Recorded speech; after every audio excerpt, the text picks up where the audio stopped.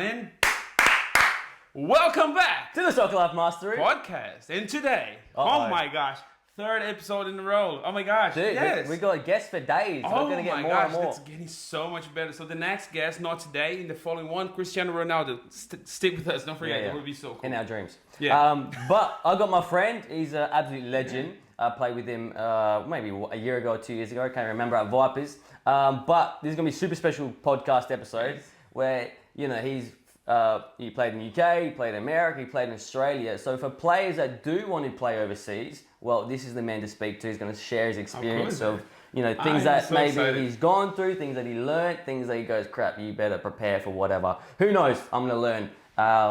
So introducing my man, AJ. Hello, AJ. How's it going, guys? How's it goes? Thank you for having me on, and I really appreciate it. I'm excited to talk to you guys and just have some fun, man, and just have a chat and catch up with my boy Carl. Where are you nowadays? Where are you actually at the moment? You've got a nice, beautiful setting behind you. Which is not fair with us. Yeah. This is not fair. Look at this. Mate, look at that one behind him. He's living in the best place ever. Oh, jeez. Hey, I'm trying. Hey, currently I'm in Dallas, Texas. Just doing my masters out here. Doing my masters and trying to play. But I'm getting too old now, so. That's how I feel. I'm 23. I'm already getting like that. How old are you actually? You look about 22, mate. I wish. I'm 28. I'm 28 years of age. 28. Oh my gosh. You guys are so young. I'm feeling like so old now. Mate, the audience is thinking, look how in shape he is compared to us. Oh, look at me. Look at us. I'm trying. In my defense, can I just blame the fact that I'm dad? You got a dad bod. Yeah, cool. I've got no excuse. He's an athlete. Awesome. So where were you born? And because you're in Dallas, Texas now, I met you in Australia. Where were you born? And kind of give us kind of a bit of maybe a little bit of a run through of, you know, your little soccer career. Yeah. So I was born in the UK in a small town called Kidderminster.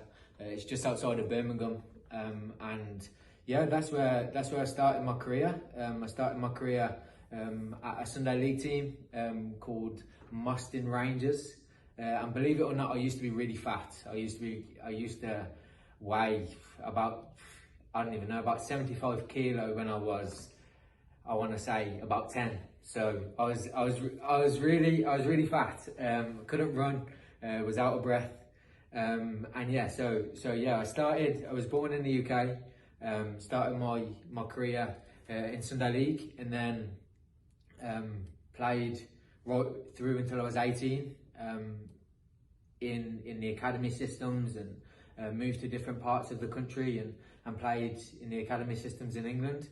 And then I signed my scholarship, as they say, for a team called Kidderminster Harriers, which is my local team.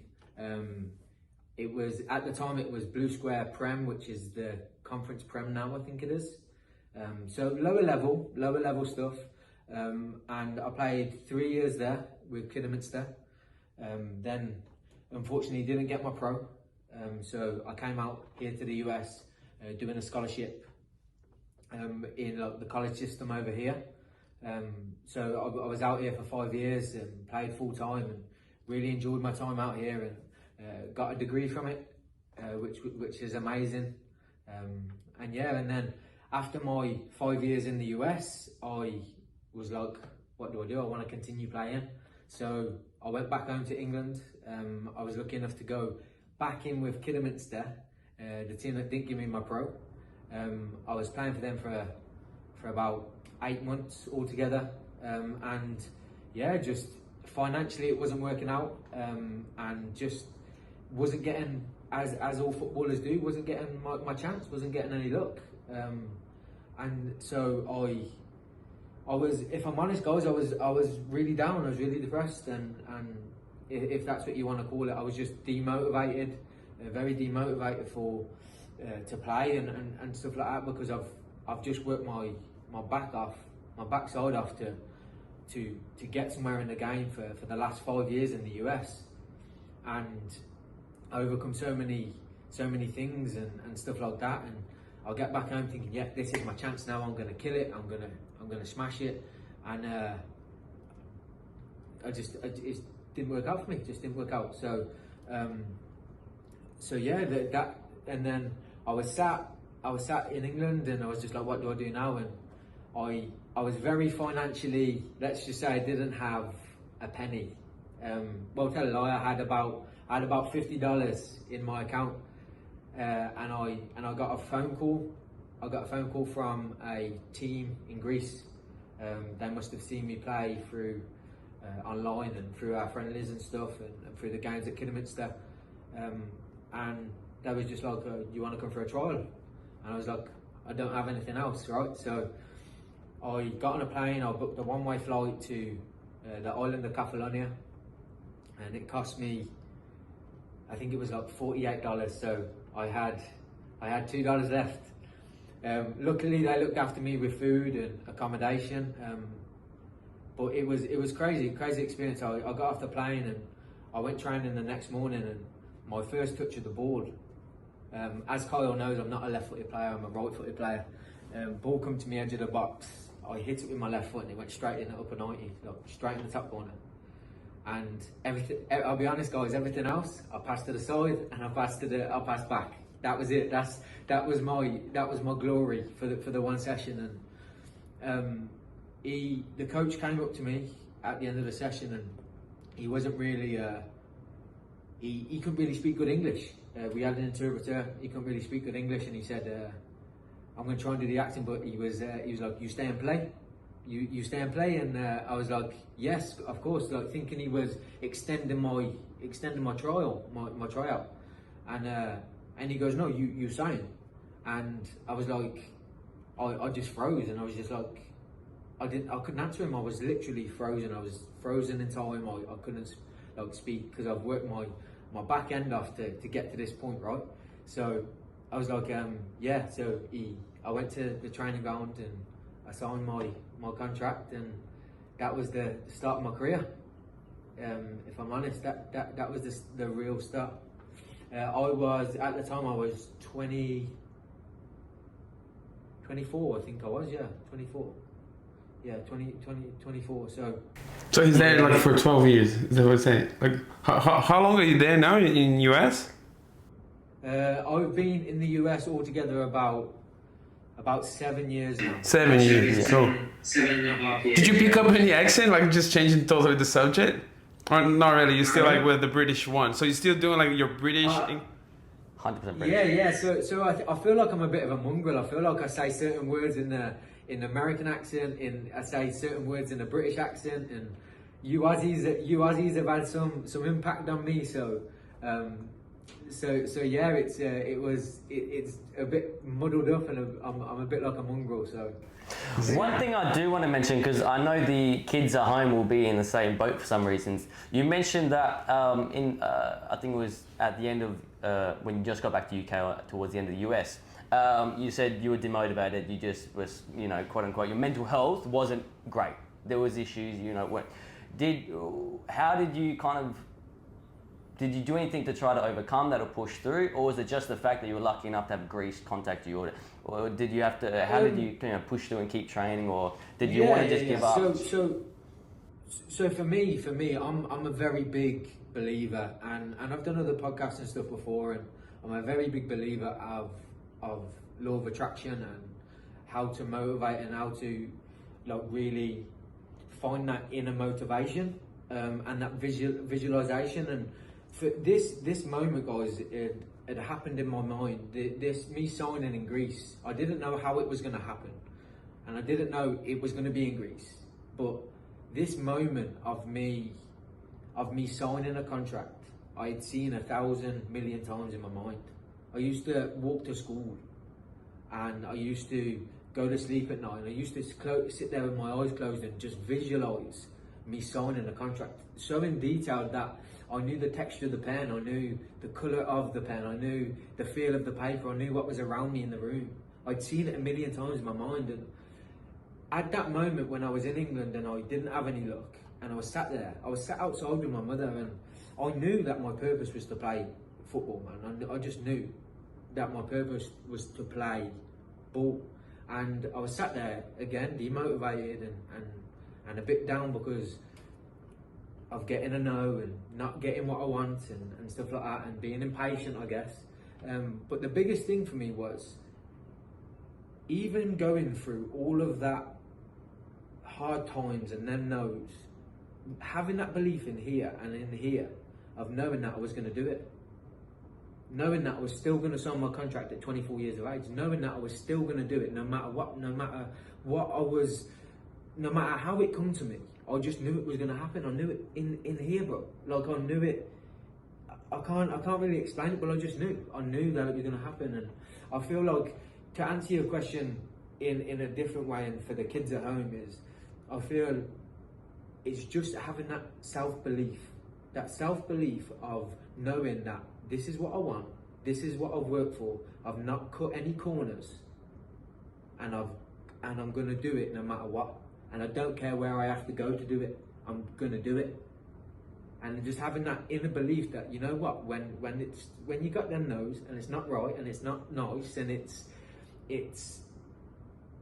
a feeling that we every single human on this planet hates to feel that way, to feel rejected, to feel no, but to still know after, while you're going through those moments, that it's going to be alright, it's going to work out, and I'm going to get my dream. So for the kids at home, just have that self-belief and know that it's going to work out if you want it bad enough and you're willing to work and not cut corners. This is beautiful. What I would mention is to go on top of that is for those players that, you know, might have the belief of, I want to be it, but what you're mentioning is, hey, you have to be working for it. You must be, you know, going after it. You know, you must be, you know, like you said, working your backside off for it. It's not just, I want to, I believe I can do it. It's, I believe it and I'm going to work for it, and no matter what, I'm going to keep working for it. So I like that your approach on that. Because this is pretty much like what we keep saying all the time, like in our quotes, and like for kids all the time, like the life is like some sort of like a roller coaster. Mm-hmm. And you're going to have like some ups and downs, and this is not going to change. As we keep saying to you, if you're just walking down the street, well, it might going to rain. If you're driving, you might going to find the traffic. Yeah. So no matter what happens, you're going to find like some stones in the middle of your pathway, but then don't worry, it's gonna pass. You're gonna go through it. So you just need to keep persistent, don't lose your faith, and just keep moving forward. Absolutely. Yeah, so I love what you're saying there. How long did you spend in Greece? Was it just a year, or what happened after signing with Greece? So you've had that moment happen that you've been visualizing, you know, your quote unquote like dream that you've been waiting for has happened. What happened after? So I lived my dream. I woke up every day, I went training, and I lived my boyhood dream. I lived I used to have this saying that I'd say to myself over and over and over again. And I remember when I would be playing with my friends we call it a green in England. I don't know what you said, an oval, right? So like we'd be playing on the oval and we'd just be kicking two jumpers down as goals, you know, like that young. And I remember saying to myself, at that young age, of saying, I don't care about the money, I don't care about the houses, the cars, all of that stuff. All I care about is being able to wake up every day and be able to kick a football for a living and do it every single day because I love it. So for me, being able to wake up every single day, go to training and just play ball, I wasn't caring about the money, I wasn't caring about where I was living. I said that to myself in a very young age. So for me to do it, I lived my dream, bro. I lived my dream. I loved every moment of it, and I did that for a solid year, playing out in Greece, played in front of thousands of fans and in great stadiums with some great people, and lived on the island of Catalonia. So blue oceans and sea turtles in the ocean in the mornings, and yeah, it was great. It was a great experience. No, amazing. Do you want to have a break? We're gonna have like a break. No, it's not part 2. We can just keep going the same. So we're gonna have a break for the advertisement. So don't forget. This video is sponsored by. No, I'm kidding. Little advertising break. We got the 3v3 championships. We changed the dates. Cool. We always go by the first Friday of the school holidays. Now we're going to the second Friday. So for those families that's like to go away for that weekend or got Please things don't. on, Stay there. We've moved it to a better day. So we'd like to see you there. We always have over 100 wait. players there. Dozens of teams. we'd love to see you there. Yeah, if you're not familiarized, like, okay, what is 3v3? Just go to the YouTube channel and then you can see some of the videos, or even like here at Instagram, TikTok, whatever. Just have a look. We're gonna have like some trailers, like the whole video. So yes, please just check this out, and we can't wait to see you there. Back to the podcast. Bing, bing, bing. That was the first advertisement we had. Like, We're gonna start doing that more. we are sponsored by Soccer Life Master. Anyways, back to the podcast. Yeah. My man AJ. Something I want to speak to you about is because I dealt with it, and from what you've been speaking about, you seem very positive about the whole thing. When I stopped playing football, when I realized, okay, I've got too many injuries, blah blah blah, I'm not gonna go to that level that I wanted. I had a real kind of like an identity problem where, like you said, I thought my purpose was playing football. I thought, everything my life was around was I want to play at, whatever level, but it was about playing.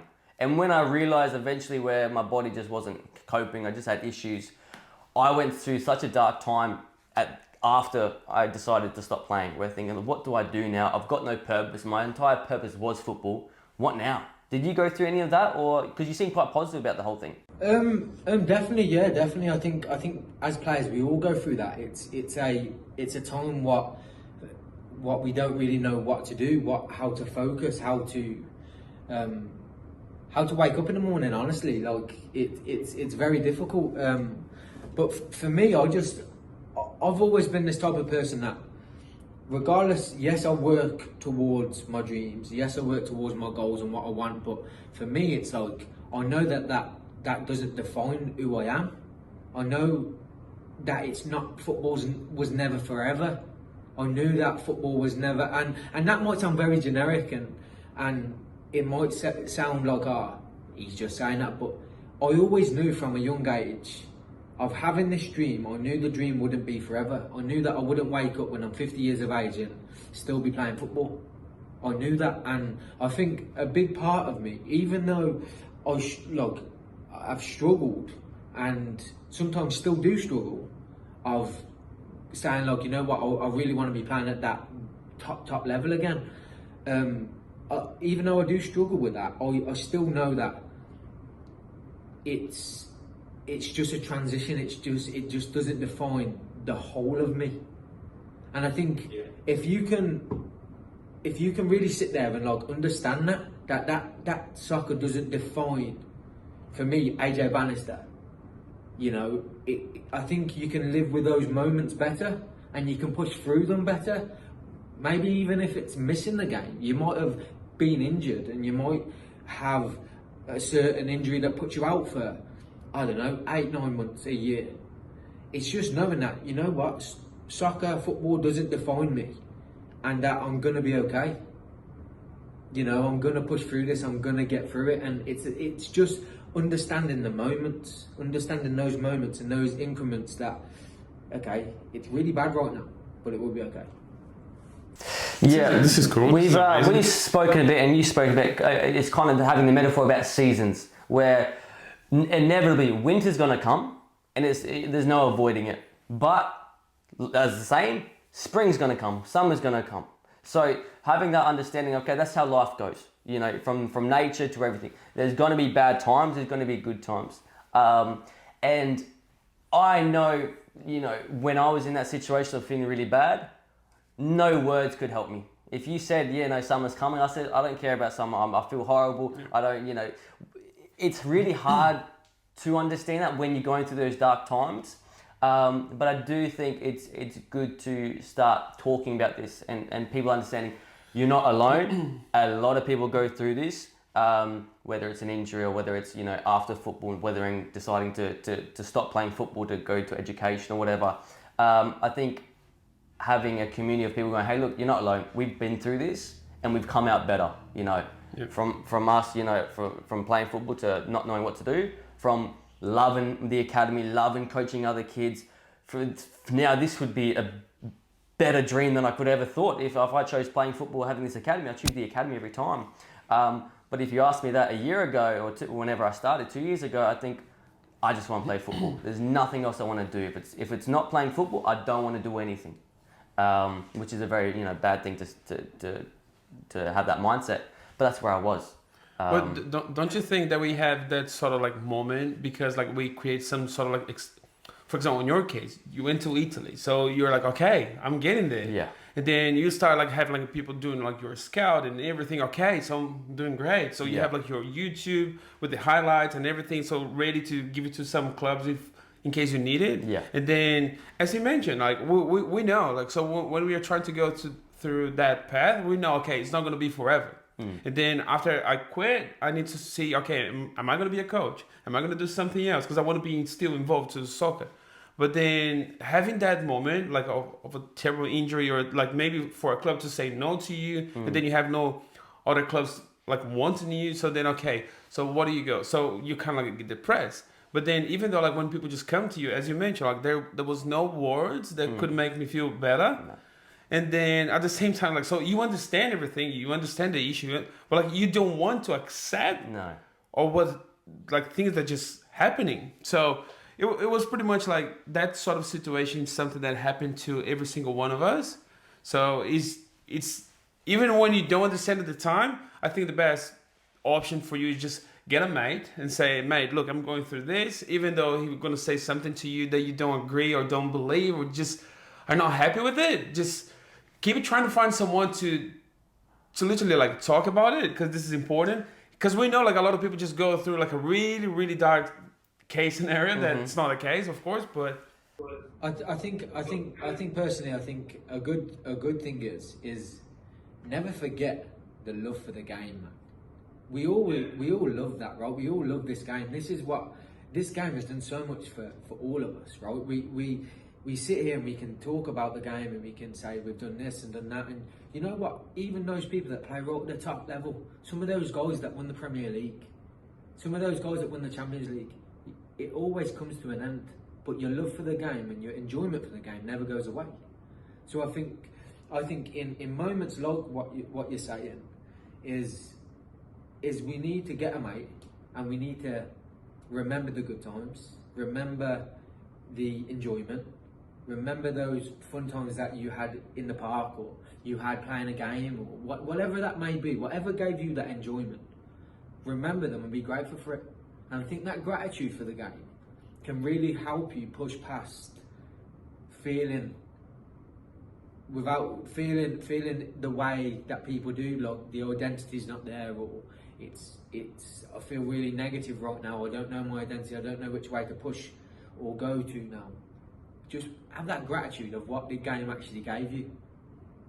That's what I feel like. Yeah, so this is a really nice one. So one thing that I want to say, first of all, like, thank you so much for that podcast episode. It's amazing so far. And I think we should do like a second part. We're going to do a part 2. Yeah, because I think we still have like a lot of things to say. We want to keep like the same way, like short and sweet. We like being short and sharp, but there's so much more to speak about. This episode has more been about, what's it like to go overseas, meeting AJ, some of the downfalls, and what's it like being playing, as a job sort of thing. But yeah, cool. We're going to get into a little part 2 episode. So we'll be back with AJ next week. Do you want to say anything before you leave?